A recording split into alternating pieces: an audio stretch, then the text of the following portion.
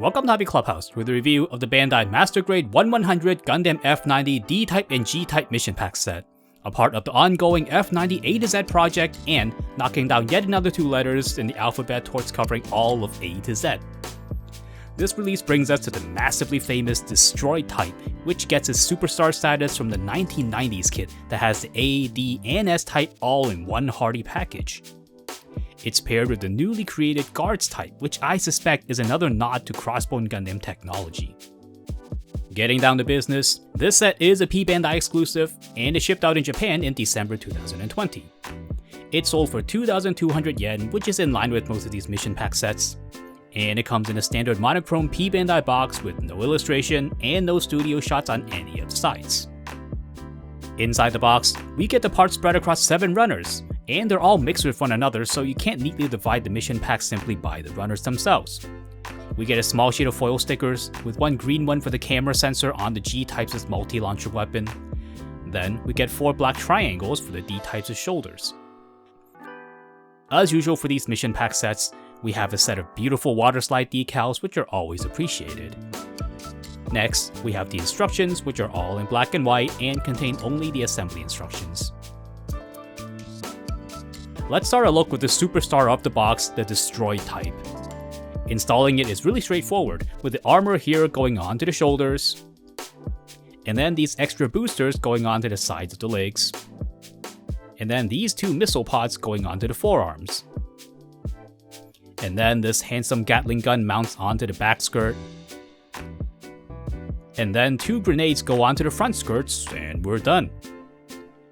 Most of the parts inside this box goes into making this mission pack, and it makes good use of all the included colors this time, like the red for the rockets, and the white body on the pods themselves.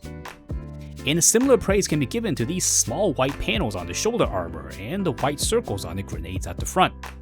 The leg armor here has the vents that are colored in gray, which look great, and while the insides of the thruster bells aren't in red, they look good enough as is. But the D-Type, it's all about its weapons, so let's take a closer look at each of them. Let's begin with all the guns on the shoulders here. The barrels here are articulated as you can see, but the 2 barrels here are actually one single piece and they swivel together. There's no way to separate them, which is a little bit unfortunate. The grenades at the front can be pulled off, of course, and you're going to recognize this design from the cracker grenades used by Zaku's in the past. Now, nice as they are, you don't actually have a hand to hold them with, so they're more for display on the hip more than ever actually using. And the rocket pods we've seen already a little bit just now, but check out the backside here with these little white details. It's an added little bit of color detail when you may have just fully expected it to be just the same as the front. And one more nice detail is if we look inside the pods here, the bottom of the space here is in black. So it's not just the red plastic filling up all of this spot, and that gets extra points. But the highlight of the weapons is the waist-mounted Gatling gun with its really long barrel, and it's a little bit slimmer than you might expect. The ammo is belt-fed, and the belt itself is a soft piece of plastic. The gun does swing side to side without it interfering, and I quite like this design where the flexible belt won't be pushing or tugging at the gun when you have it at an angle. The gun can point upwards a little bit like this, and downwards a little bit like this. But you can't turn it all the way around to store the gun away because the ammo belt's going to be locking it into this horizontal deployment. It does stay on really well, and you can adjust all of these bits and angles without it coming loose. But you know what? That's already the D-Type. Now I know it sounds like I'm underwhelmed by this or something, but I'm really not. The mission pack looks like how it should, and it's just a very straightforward design, without opening bits and crazy gimmicks. It's a lot of guns, and you're gonna be enjoying all the guns here. But how about we take a look at the MG kit with the 1990s kit side by side. Now modern designs like to enlarge weapons, but just look at how much bigger those missile pods are. There were talks online with people debating if this new design simply made those things way too big to be sensible, and I do think they have a point. The old kits' smaller pods don't dominate and overpower the design quite as much, but at the same time, the bigger shoulders on the MG really sells that aggressive look for the D-Type because it rises way past the top of the head. I don't seriously think anyone's going to be struggling to decide between the 1990s kit and the MG because the MG clearly looks much better. But I'm sure at the same time, a lot of people really want to see how much we've progressed in the 35 years since 1990.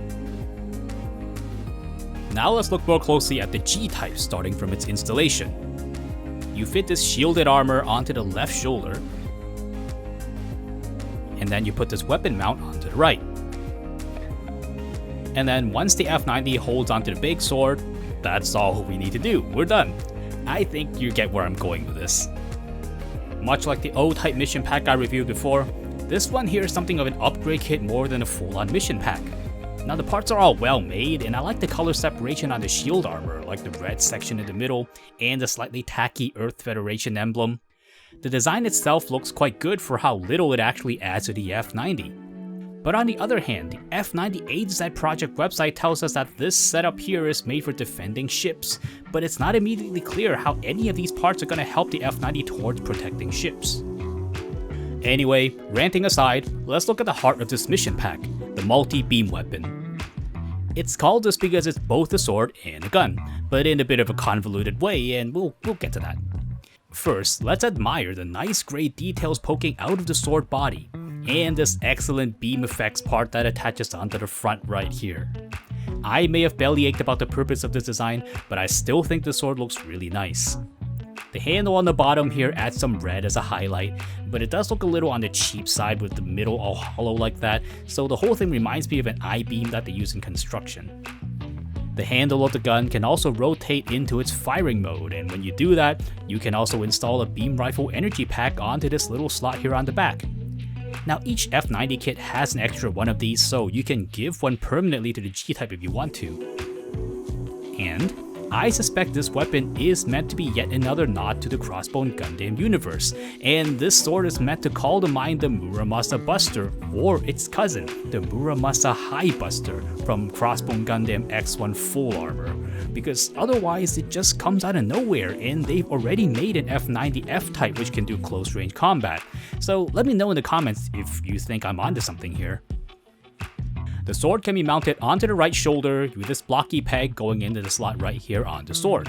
And we're seeing a bit of a pattern here. You see, the MS looks nice with the asymmetric look right here, but also the F90 now has nothing to do with its hands. I mean, sure, they're free, but all you can do is pull out a beam saber on the back and they fight, and yeah, I think you can see why this maybe have been a little bit poorly thought out.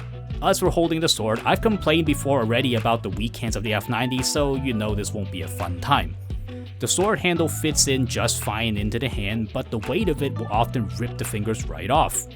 The arm itself is just stiff enough to hold up the whole sword in its shooting mode, but any vibrations and fingers will surrender and come right off. It's not a fault of the mission pack, but it will stop you from enjoying this.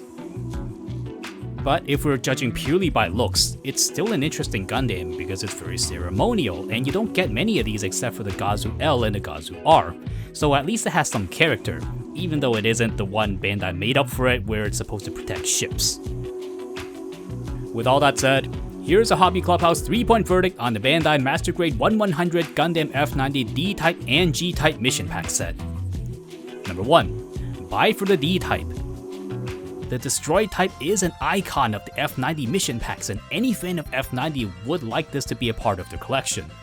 And we're now just waiting for the A-Type in MG form to complete the A, D, and S-Type trio from the 1990s kit, and I can't wait for that day to come. And maybe you're one such fan and will want to hunt down this set just for that. And if that's so, then the D-Type here is well done, and it's well worth buying. Number 2. The G-Type is a mixed bag. The sword and the shoulder armor both look beautifully done, but there's barely anything beyond them. The MS looks nice, but it struggles to tell you what it's supposed to do other than to look pretty and be an ornament.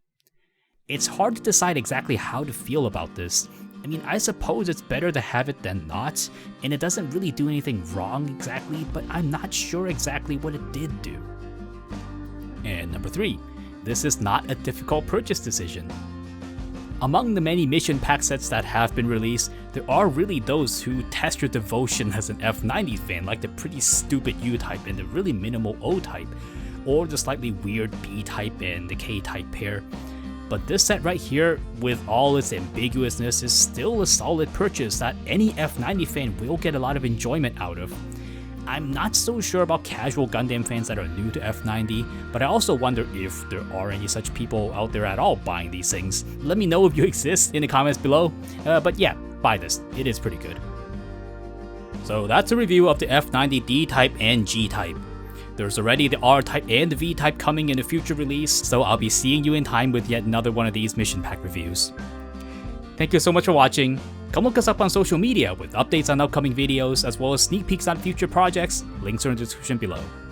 Or hang out here some more with one of these other videos like my review for the previous mission pack, or heck, just watch the entire playlist or however many I'll cover one day. But before you go, don't forget to like, subscribe, and hit the bell icon to be notified of new videos from Hobby Clubhouse, and I'll see you next time.